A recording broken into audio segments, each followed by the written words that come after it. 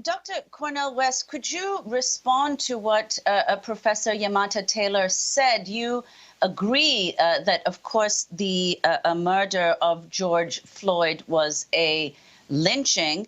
You've also said that his murder and the demonstrations that have followed show that America is a failed social experiment.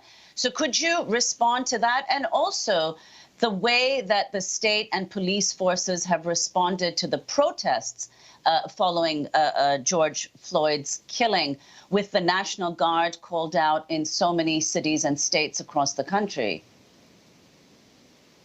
Well, there's no doubt that this is America's moment of reckoning.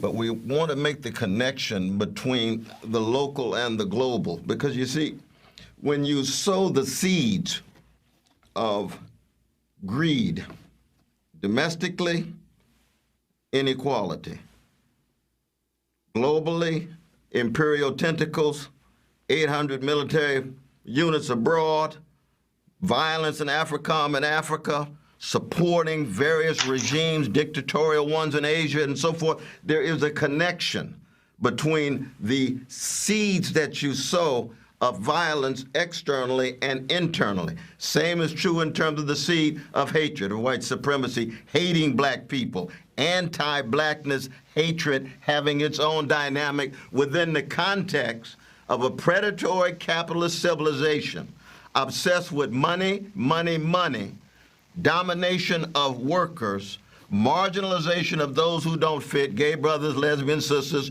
trans, and so forth. So it's precisely this convergence that my dear sister Professor Taylor is talking about, of the ways in which the American empire imploding, its foundations being shaken with uprisings from below. The catalyst was certainly Brother George Floyd public lynching, but the failures of the predatory capitalist economy to provide the satisfaction of the basic needs of food and health care and quality education, jobs with a decent wage. At the same time, the collapse of your political class, the collapse of your professional class. Their legitimacy has been radically called into question, and that's multiracial. It's the neo-fascist dimension in Trump. It's the neoliberal dimension in Biden and Obama and the Clintons and so forth. And it includes much of the media. It includes many of the professors in universities. The young people are saying, you all have been hypocritical. You haven't been concerned about our suffering, our misery, and we no longer believe in your legitimacy. And it spills over into violent explosion.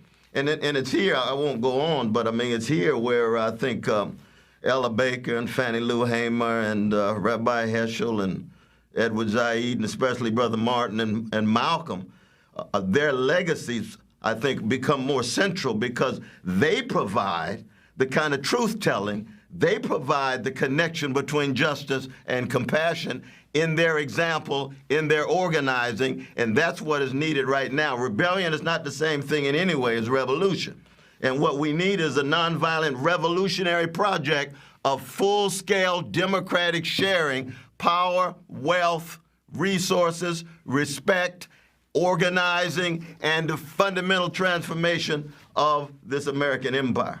And your thoughts, Professor West, on the governor of Minnesota saying they're looking into white supremacist connections to the looting and the burning of the city, and then President Trump tweeting that he's going to try to put Antifa, the anti-fascist activists, on the terror list, which he cannot do, and William Barr emphasizing this, saying he's going after the far left to investigate. No, I mean, that's ridiculous. You know, you remember, Sister Amy, and I love and respect you so, that Antifa saved my life in Charlottesville.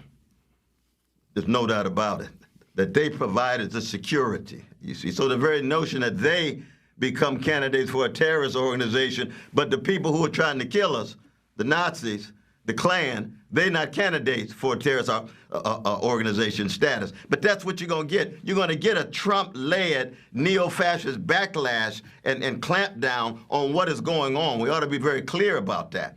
that neo-fascism has that kind of obsession with militaristic imposition in the face of any kind of disorder.